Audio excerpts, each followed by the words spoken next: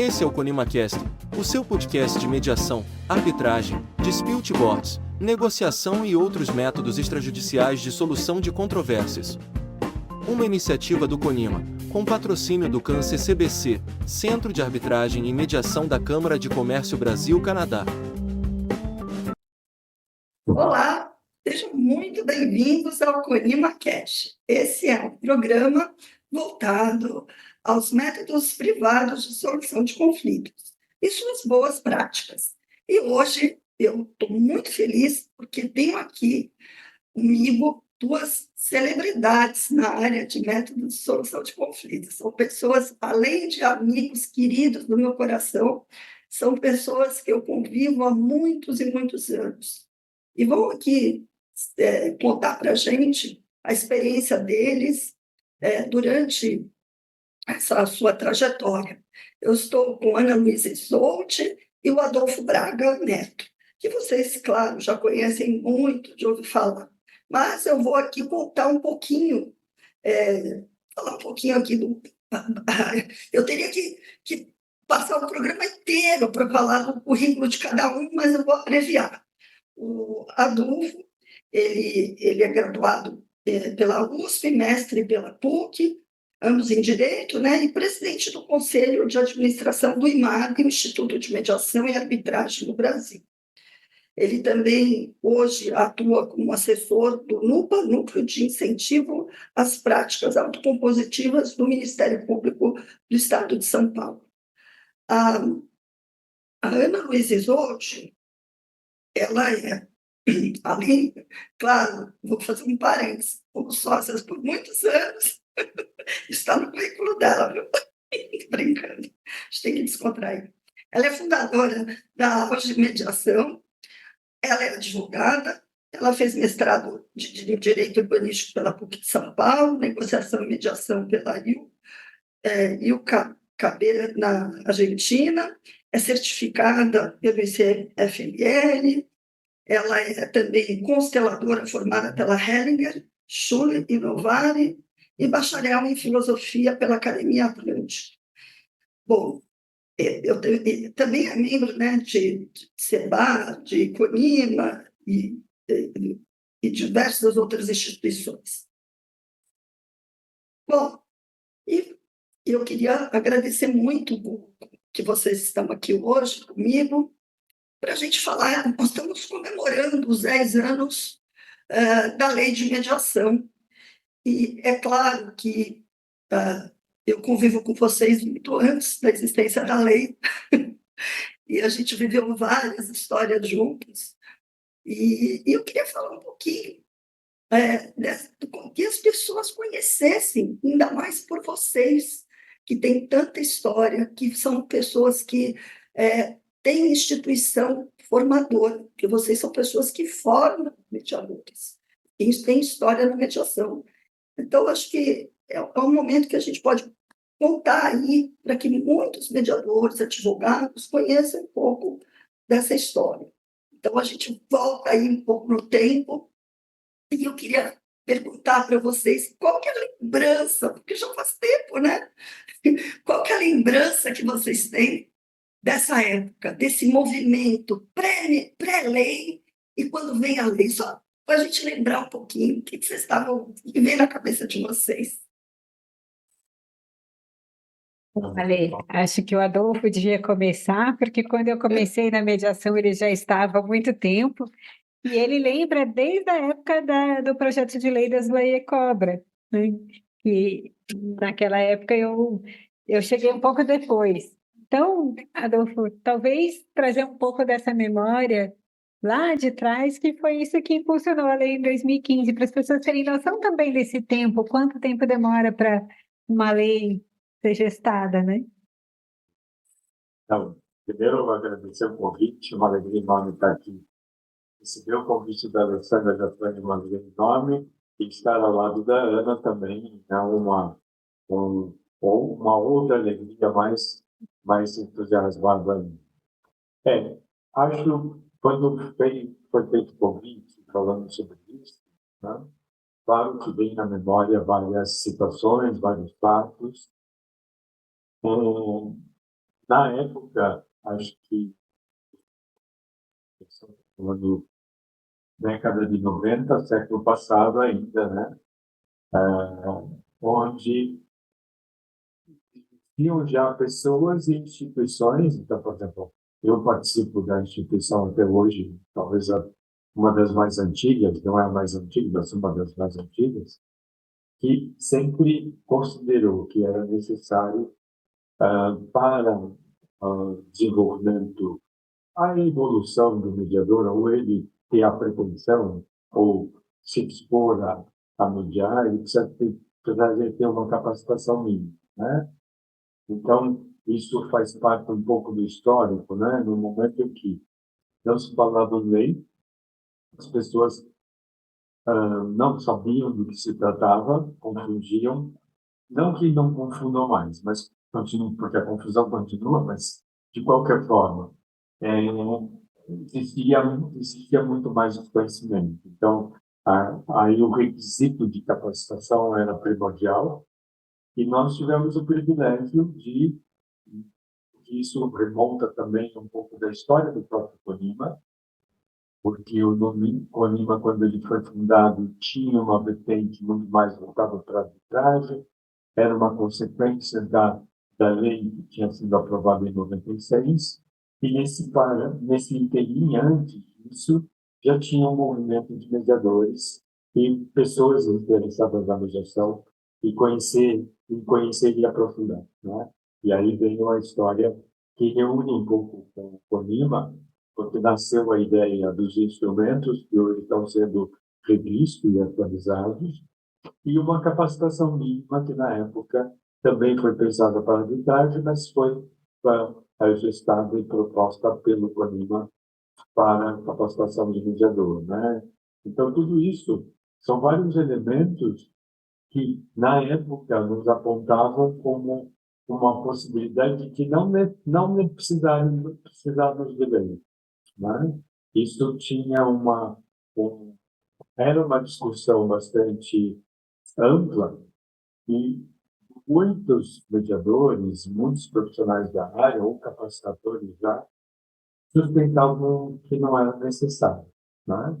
Muito embora tínhamos consciência de que estávamos num país positivista, podemos dizer assim, né? Onde tudo acontece se tem uma previsão legal para desenvolver ou não alguma atividade. Mas estamos falando dos primórdios, dos inícios de tudo, e que onde a capacitação, né, que era o carro-chefe, onde as pessoas vinham conhecer e começavam a difundir, né? Eu acho que e essa vertente acho que continua, então isso me deixa muito contente, porque é necessário ter clareza de que o mediador ou a mediadora faz um trabalho diferente, né? Então, fatos em si, agora, no momento não me recordo, acho que pelo entusiasmo de estar aqui, mas eram situações, para mim foi muito rico e faz parte da história, e que foi relatada no livro que nós tivemos a oportunidade de organizar, e que tem a vertente do Conima. Exatamente. E você, Aninha, porque aqui, assim, quando a gente fala de fatos, é exatamente isso que você está trazendo mesmo, né? Essa questão que era importante, que essa discussão, a gente até falou um pouco sobre isso, sabe? Tinha lei, mas eu quero ouvir a Aninha aqui, menina, contar aí para a gente. Nessa época dessa grande preocupação com a capacitação mínima, que o Conima iniciou, inclusive, eu me lembro das reuniões do FONAME, capitaneadas, inclusive, pelo Adolfo, pela Valéria, pelo professor Cazu, professora Ada, tinham essa preocupação de formar essa referência do que seria o importante constar nessa capacitação mínima, e isso acabou gerando a Resolução 125, né? Que foi gestada aí, né? E aí da resolução veio a formatação final da lei, me parece, né? E eu lembro que tinham várias preocupações, Adolfo. Uma era essa da capacitação, que eu acho que era a preocupação central. A outra era se deveria ser obrigatória ou voluntária dentro do judiciário, né? A outra, se o serviço deveria ser gratuito ou remunerado, e remunerado por quem, se ele for remunerado, pelo usuário ou pelo Estado, né? A outra é a participação dos advogados. Como se daria essa participação? Se os advogados deveriam vir para todos os processos ou em alguma fase, né? E também a questão da multidisciplinariedade. Se o mediador deveria ser advogado também, ou se qualquer profissional de origem com a capacitação poderia ser mediador, né? E, e, e também eu acho que uma grande dificuldade, um grande desafio que acho que até hoje a gente passa é a diferença entre mediação e conciliação, né? Que acho que é um desafio até hoje. Nossa Senhora!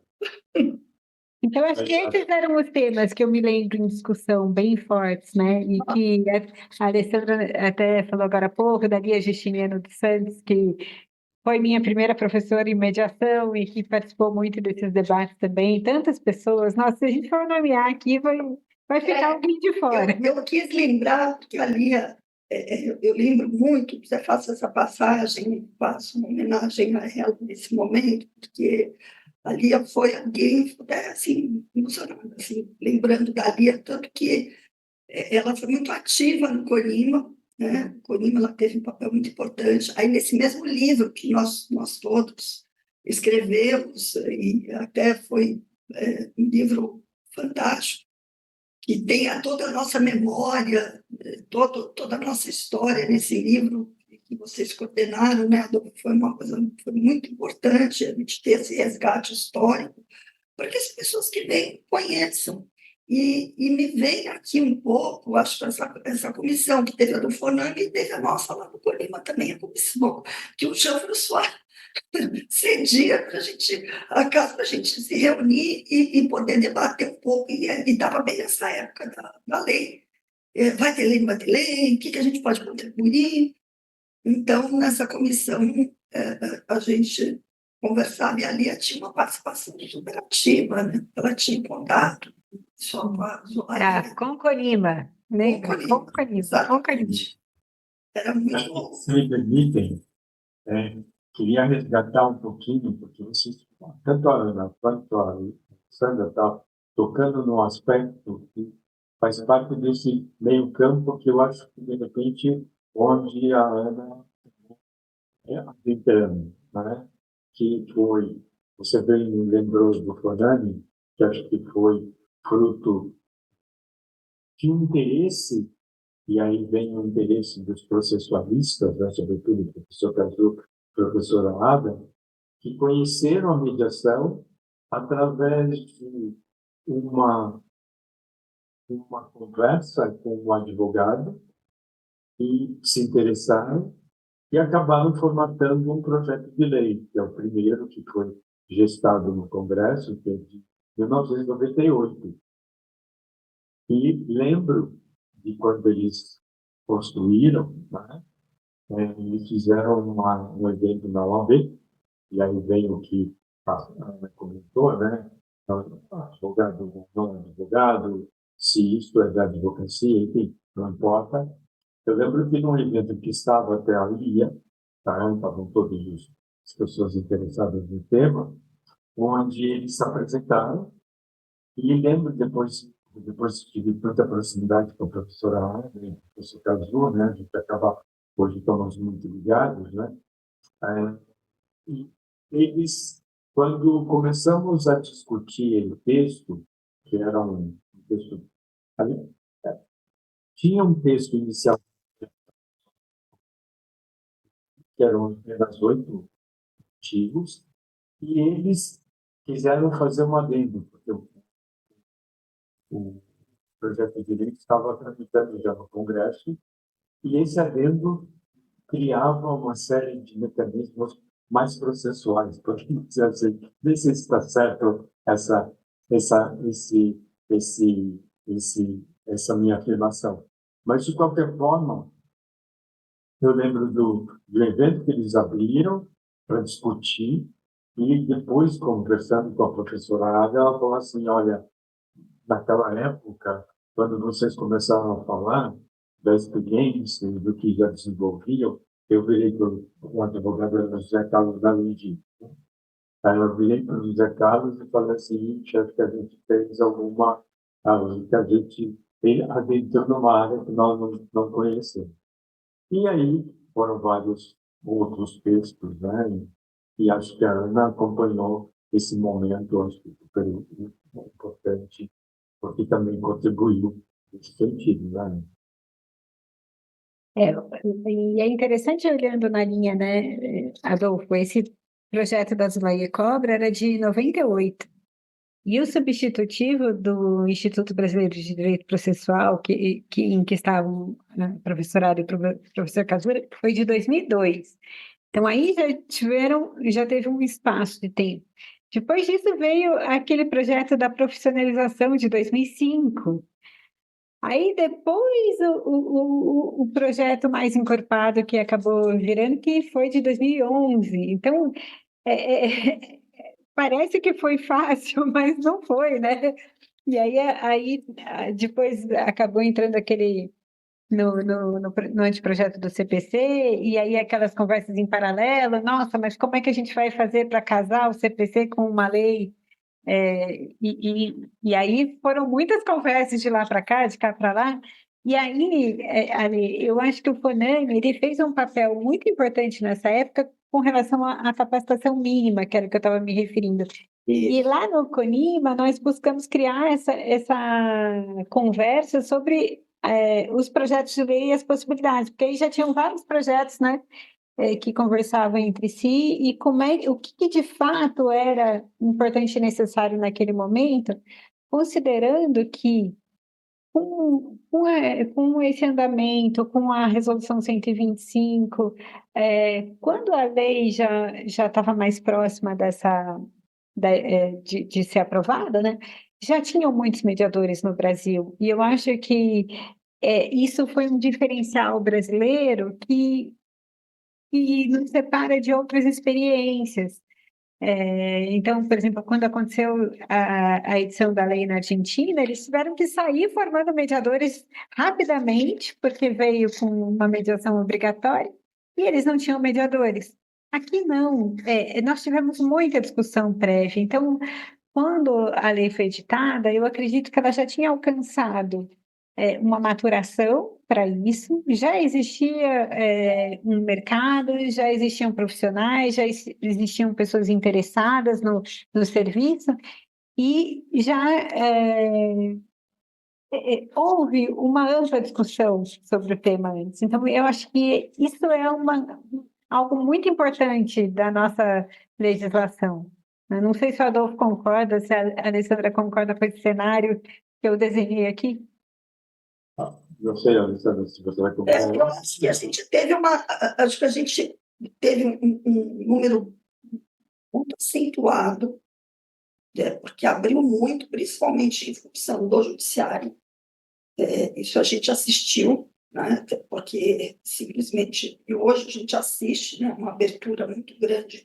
Nem sempre, e aí eu acho que a gente volta para aquela história de confusão, de mediação, conciliação, que a gente sempre discutia isso muito, a gente sempre discutiu essa história, o que acontece dentro do judiciário, o que acontece fora do judiciário, quais são as experiências, porque as pessoas pouco falam sobre isso, né? Quais são as experiências que os advogados conhecem efetivamente de mediação e quais são as experiências que eles conhecem lá no judiciário, porque são experiências diferentes.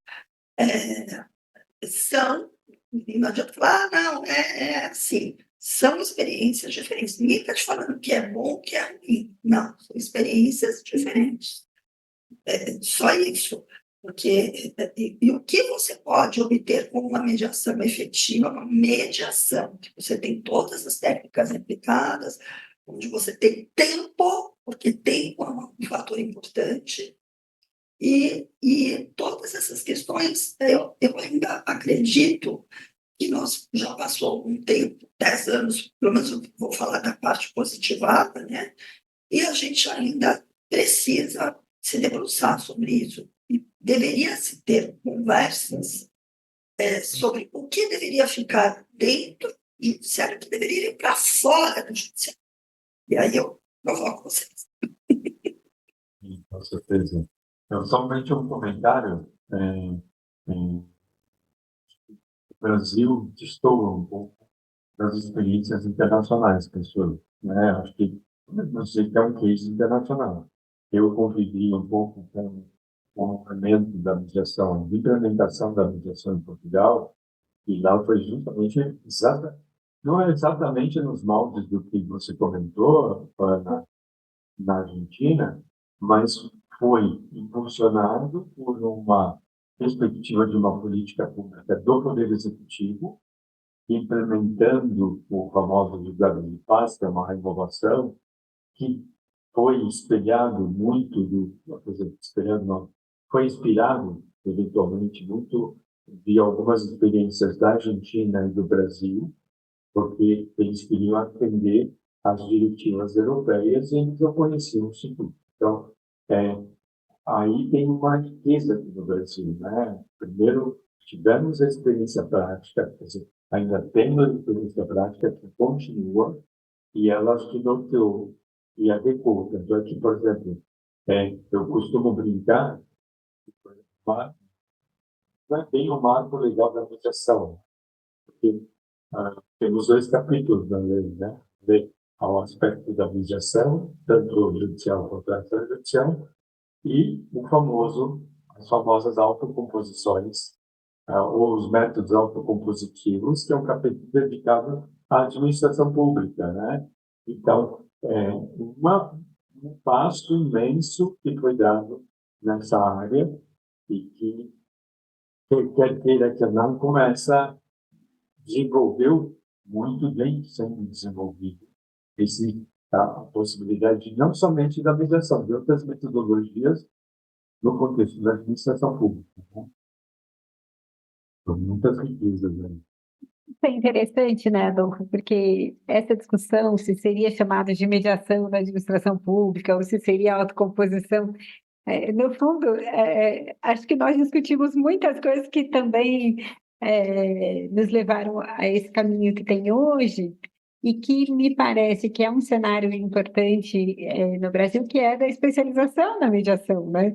Então, assim, é interessante como isso que no começo, né, estava ali mais para família, empresa, hoje a gente tem mesmo dentro de família, mediação entre isso, entre aquilo, e na empresa também, muitas especialidades dentro dos mesmos contextos. Então, acho que essa é uma característica atual, né, pós-lei, e que teve possibilidade também em função da edição do marco legal, né? Se a gente for chamar o conjunto de normas, porque a gente tem hoje as duas normas principais, do CPC e a lei de mediação, mas muitas outras leis que inserem a mediação em algum outro contexto, que isso, hoje, a quantidade de leis que referem de alguma forma à mediação, né, é importante, ou que possibilita a mediação mesmo sem referir, como a lei trabalhista.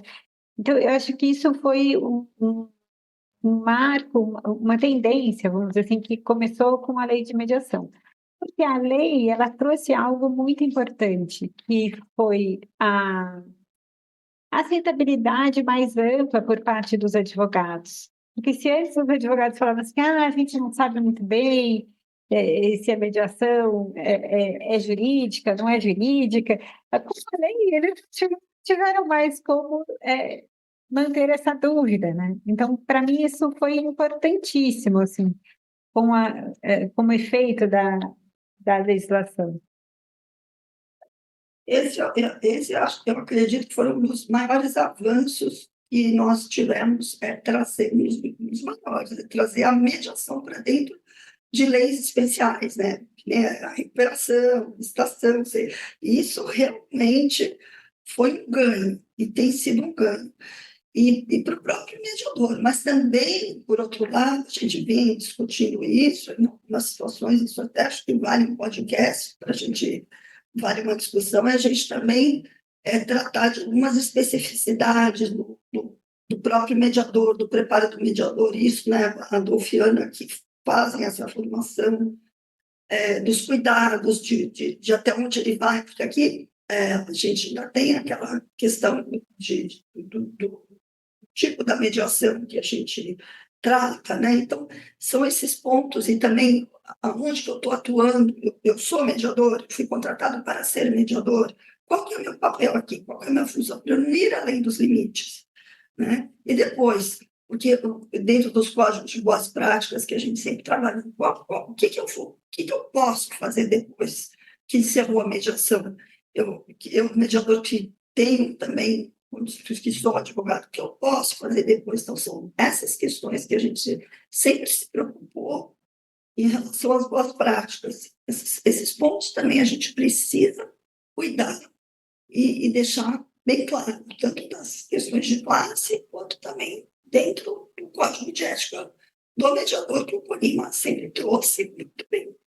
Que vocês, né, principalmente, sempre a gente cuidou muito bem lá no Colima, né? A gente sempre tratou disso, e acho que são pontos relevantes, mas que vem esse avanço, que agora, cada vez mais, porque as pessoas estão usando, os mediadores estão se especializando, e a gente vê isso. Então, eu acho que esse ponto é relevante para a gente também comentar, né? Fazer um pequeno comentário também. Então, fico Eu acho que aqui. sobre a qualidade do mediador, é, eu acredito que, por um lado, os mediadores foram se aprimorando ao longo do tempo, porque a prática ajuda a teoria ajuda a prática, e com essa ampliação da mediação, novas oportunidades também de aprender com outras experiências de outros lugares, isso se tornou mais acessível aos mediadores brasileiros. Então, eu acho que isso de alguma forma, fez com que a qualidade fosse cuidada ao longo dos anos. E o mercado também cuida dessa qualidade, porque se o mediador não tiver qualidade, ele vai ser contratado para uma mediação, mas não vai ser contratado para a segunda.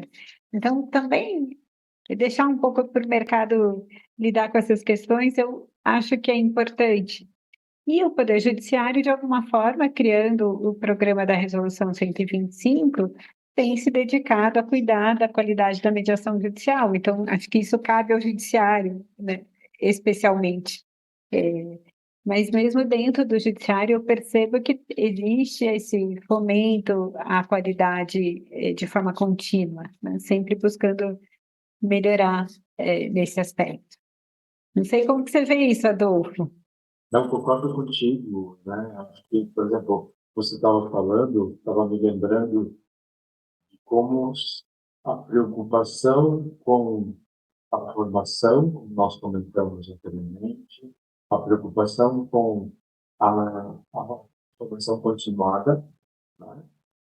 O trabalho a gente chama de supervisão, de intervisão, ou seja, que é justamente a busca dos mediadores no seu aperfeiçoamento permanente, né?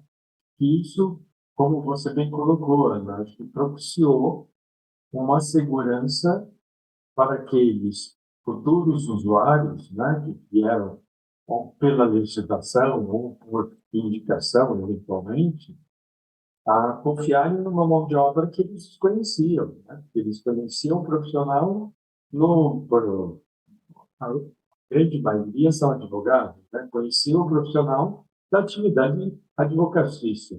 Agora, ele, como mediador, vão começar a experimentar, né? Então, acho que isso também é um componente muito importante fora isso, vários outros profissionais que acho que a gente tem um histórico aí de pessoas na área, de outras áreas, né? Engenheiros, por exemplo, vocês devem lembrar do Ricardo Issa, psicólogas como a Lia, a Lia Sampaio, a Vânia Yasbeck, que sempre se preocuparam com a formação e que sempre se preocuparam com a continuidade e a busca do conhecimento e aperfeiçoamento, né? Que acho que é o que nós três aqui fazemos permanentemente. E é interessante. Eu até quero fazer um comentário, porque você vê, eu recentemente participei de um evento aí que o Olívio e o Fernando estiveram juntos, e participou a Defensoria Pública e o Ministério Público, e a Adolfo está num projeto lá no Ministério Público. E aí, para mim, isso é uma coisa fantástica, porque você começa a ampliar os horizontes, porque a partir do momento que órgãos do poder público, como esse, começam a ampliar, né, acho que você pode falar muito mais que eu, óbvio. Eu estou fazendo a provocação aqui, porque eu fiquei absolutamente encantada com esse evento. Foi um evento de 3 dias, trazendo diferentes atores. Eu vou falar que quando eu vi dos povos originários, eu fiquei apaixonada pela professora que foi lá, que inclusive era da Universidade de Goiás, falando da experiência dela. Uma parte difícil é você tratar essa questão, e ela estava contando a experiência dela. E assim, a gente tem muitas questões sensíveis, e tinha questão de família, tinha questão de recuperação de preço, tinha várias questões que foram tratadas lá nesse evento de 3 dias, que foi maravilhoso, né? Foi maravilhoso. O professor Caso, olha, foi uma coisa fantástica. E aí o Adolfo tem assim, e aí eu queria que você comentasse, depois passo a palavra para ele, sobre a gente trazer esses órgãos cada vez mais envolvidos com a mediação e esse olhar de resolução, sem você esperar um processo de 20 anos, 10 anos, né? Então, esse é um ponto importante. Não tenho dúvida, acho que todos nós sabemos os benefícios que a mediação proporciona, né? Então, nesse sentido, que acho é, que foi desenvolvido nesse evento, que foram 3 dias, e que foi o único, porque é uma série, como você bem colocou, uma série de 4 eventos, que foi o único que apontou 3 dias, porque não cabiam em 2 dias, que é o costume, né?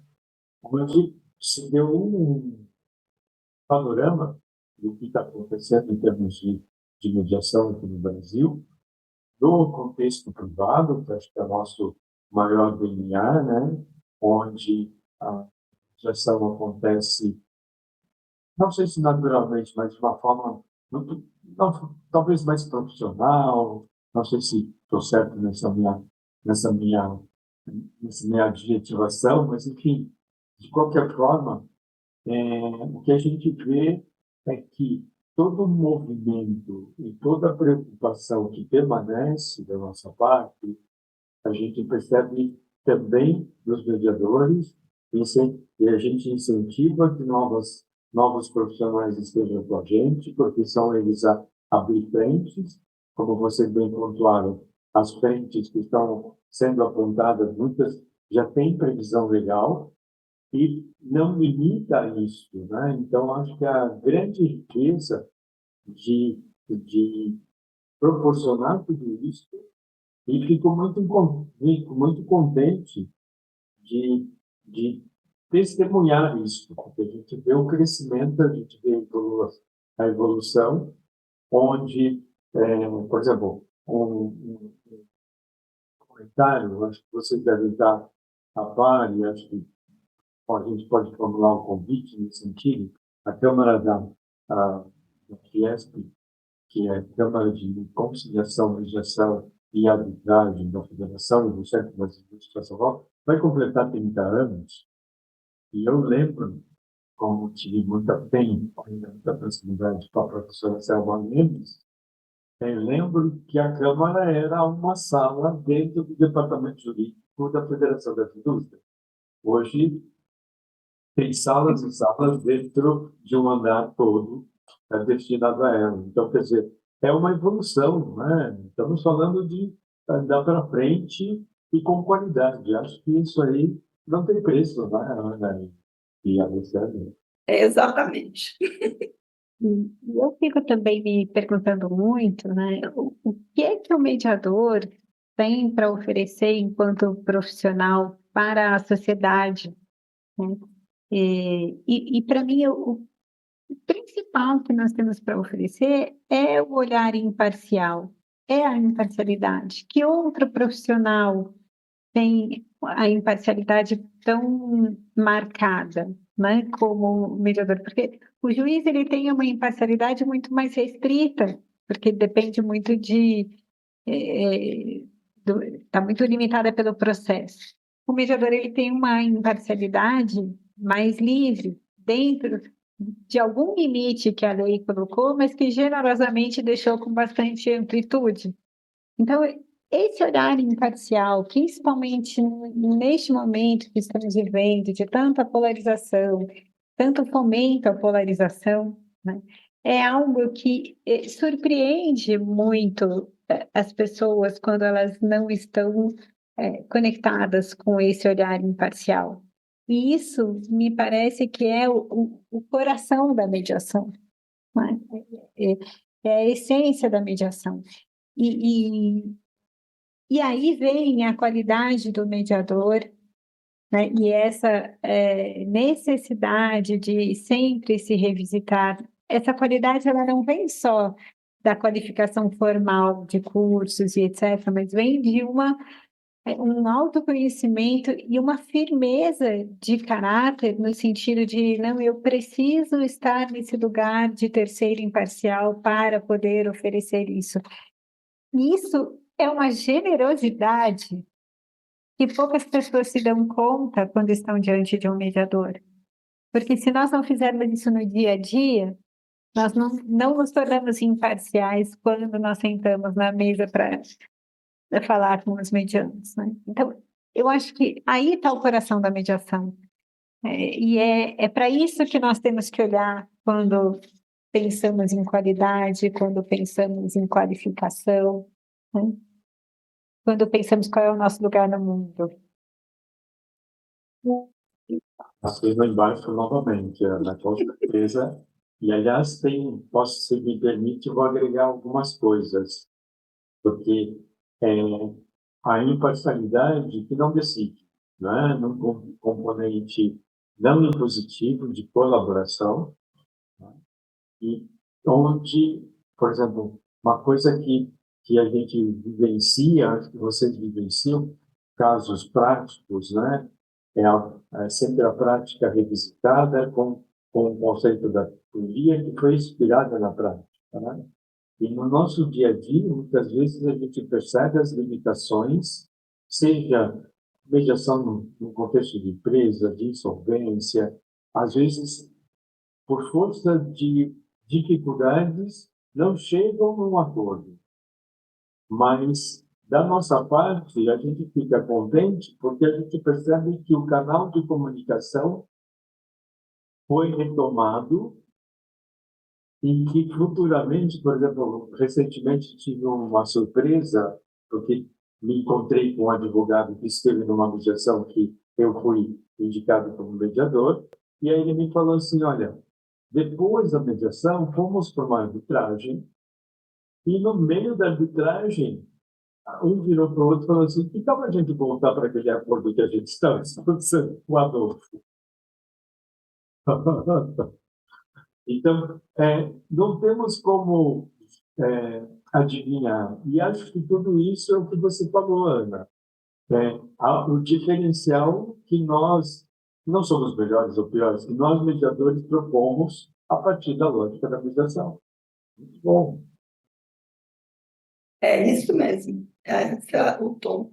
E assim, eu percebo que os advogados, que, principalmente os novos que estão vindo, eles começam a perceber que a mediação ele é um instrumento valioso, né? Um instrumento em que realmente está ali à disposição, que não concorrem, porque tinha muito isso antes, e hoje essa percepção de concorrência já vê que não tem, e olhar assim, para o mediador como alguém que, assim, que agrega naquela situação.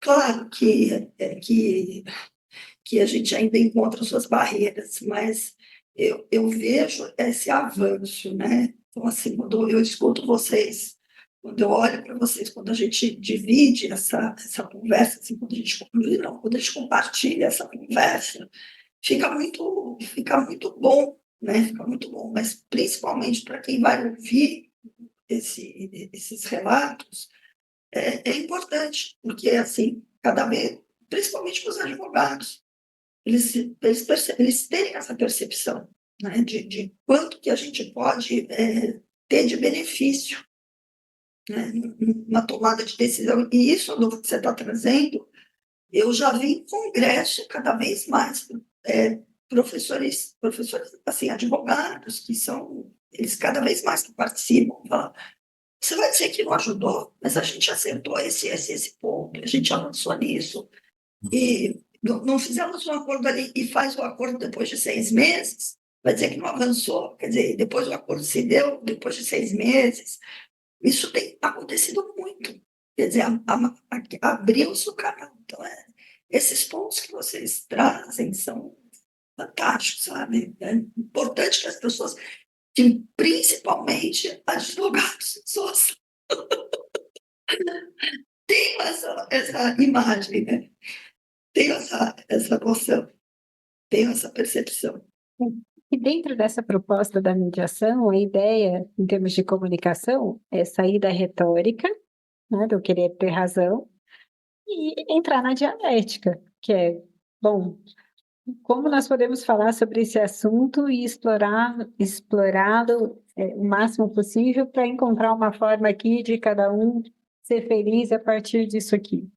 Então, é algo que para um advogado é um movimento muito difícil, né? Sair da retórica e ir para a dialética. É um esforço, porque a profissão de origem do advogado exige a retórica, né? Isso é importante para eles. Então, é um movimento que exige e que muitos advogados têm feito, né? Esse movimento dentro da mediação de falar, ok, quando eu estou em outro contexto, eu vou usar a retórica no meu melhor, mas quando eu estou aqui, eu vou buscar a dialética. Eu acho que essa diferença que talvez alguns advogados começam agora a compreender, né? Que discurso eu uso, onde e como, e para quê? Você tem uma longa experiência, né? Você coordenou a comissão de mediação da OAB de São Paulo, né? Então, acho que você tem vários exemplos, várias situações de resistência da advocacia. Não que não continue, continua. Você imagino que naquela época isso foi perto de, bem, um pouco até antes da lei, não? Eu comecei na Comissão do Jabaquara em 2013. Ainda não tinha sido editada a lei, depois cumulei com a Central e continuei até agora há pouco, né? Mas eu entendo que, assim como é a proposta da mediação, nós não estamos ali para convencer o advogado de que a mediação é melhor para ele. Ele precisa, de alguma forma, é, fazer essa análise daquilo que pode ser mais útil para o cliente dele. Então, eu sempre fui muito no sentido de fazer o convite para conhecer e o advogado tirar suas próprias conclusões sobre como aquilo pode ser útil para ele. E eu acho que esse é um bom caminho, né? De convidar para conhecer. Conclusão, experimenta. Mais uma vez, quem sabe, né? Dá uma oportunidade. E depois você tira suas próprias conclusões. Eu acho que com isso gera menos resistência, porque é um convite. E aí os advogados acabam se aproximando. E é uma coisa curiosa, né? A maioria dos advogados que usam a mediação gostam e voltam. Verdade, é verdade. Também um grande desafio para, para a mediação e para mais as resistências é a formação O operador do direito, podemos dizer assim, que eu considero que não é bem um operador do direito. É muito mais, ele sai da faculdade é muito mais como operador do processo, né? Então, saindo da lógica do direito processual, é muito difícil compreender essas existências. Mas acho que evoluiu bastante, né? A gente vê todas as OABs dando aulas pela Alessandra, né? Um dos eventos foi a advocacia pública, né? A pública e privada.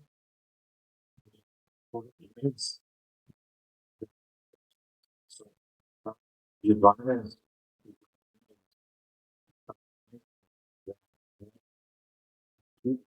já trouxemos contando sua experiência, né, e suas histórias, né? Isso são riquezas, mais uma vez, da evolução, acho que da meditação. E eu me lembro, Adolfo, quando eu comecei a estudar mediação, que você já era professor, né, foi em 2004.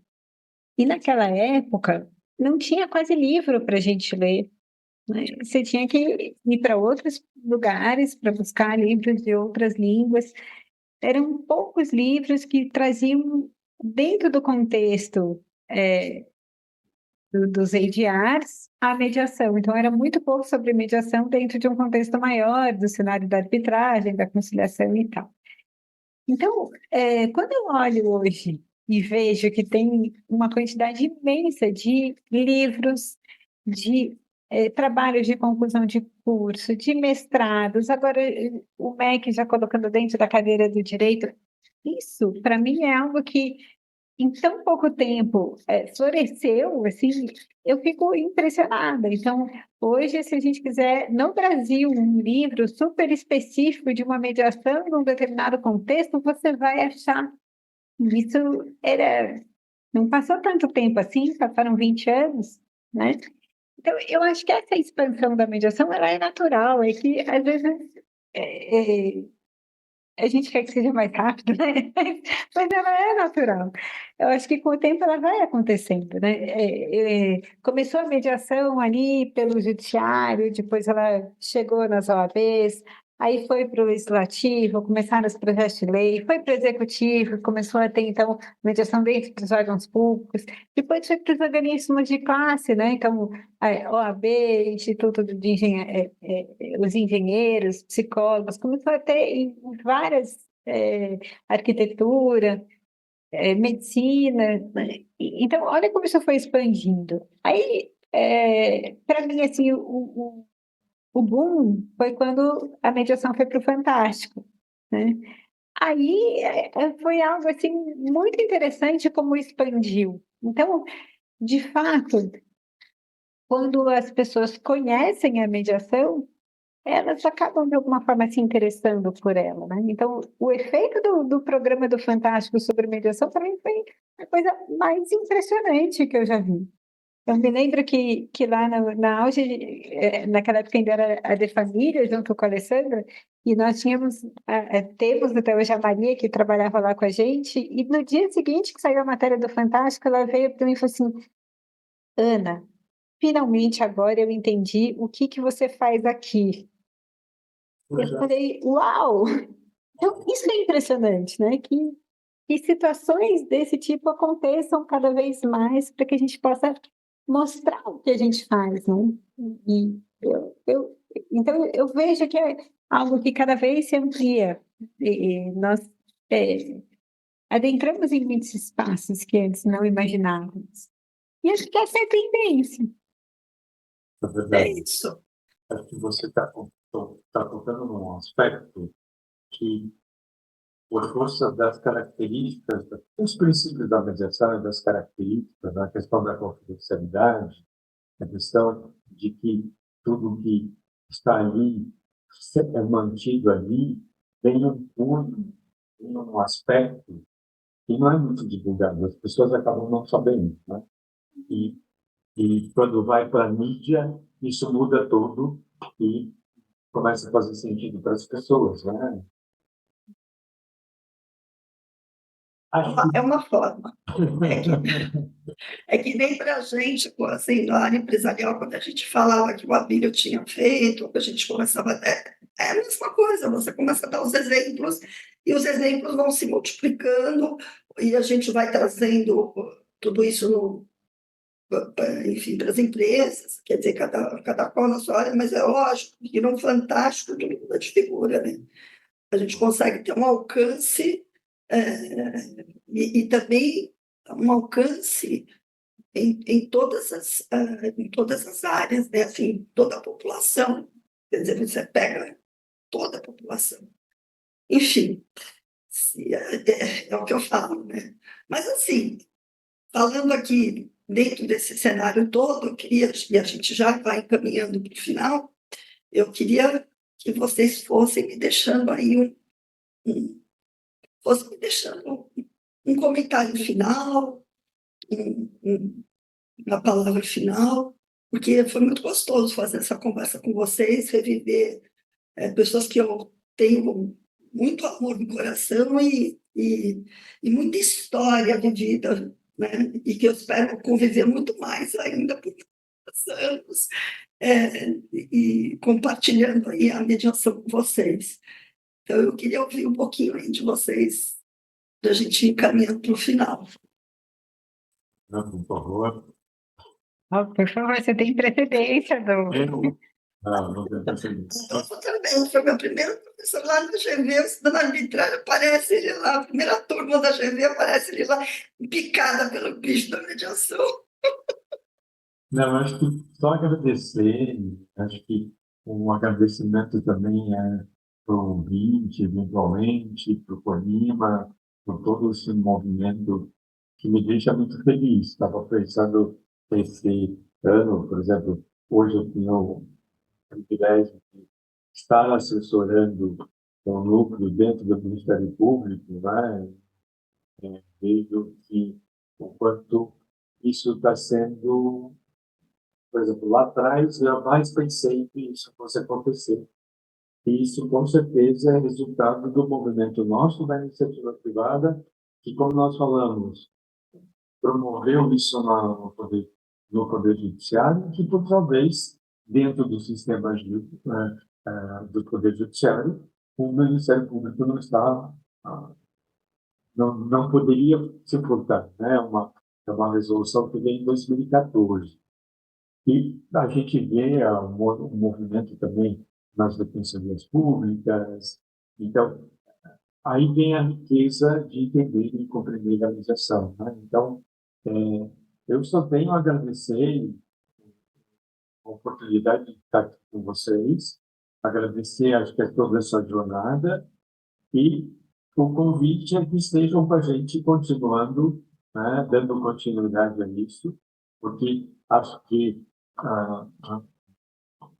os frutos, acho que a gente já está colhendo e vamos continuar a colher, e o movimento só tende a crescer, né? Então, acho que eu vejo de uma maneira bastante otimista. Legal. Bom, eu também queria agradecer ao Colima, que me acolheu lá atrás, em 2008, foi quando eu entrei no Colima, e pelas mãos da Bia Justiniano. Agradecer a Alessandra pelo convite, agradecer ao Adolfo por tantos ensinamentos e por ter formado tanta gente. Inclusive, eu faço parte também do seu time de fãs de carteirinha, né? O Adolfo tem fã-clube, para quem não sabe, né? E queria deixar esse convite em aberto. Quem não conhece ainda a mediação, que busque experimentar para ver como que se sente dentro de um processo assim, e, e buscar esses princípios da mediação no seu cotidiano, na sua vida, não só no momento da mediação também. Então, buscar viver aí com um olhar mais aberto para o outro, né? Eu acho que essa é a grande lição que eu tomo da mediação para a minha vida. Então, queria agradecer a todos, agradecer quem vai nos assistir aqui também. e ficar aí à disposição. Ale, você é minha sócia da vida, já falei. Então, para sempre sócios na vida. Bom, Obrigada. que bom. Bom, vocês fiquem ligados e fiquem atentos que estaremos com novidades no nosso ConimaCast. Até a próxima. E este foi mais um ConimaCast, uma iniciativa do Conselho Nacional das Instituições de Mediação e Arbitragem, com o patrocínio do CAN-CCBC, Centro de Arbitragem e Mediação da Câmara de Comércio Brasil-Canadá. Entre em contato através das nossas redes sociais, Instagram, Facebook, LinkedIn e YouTube. Ou mesmo através do WhatsApp, disponível no site do Conima, www.conima.org.br. Nos encontramos no próximo episódio.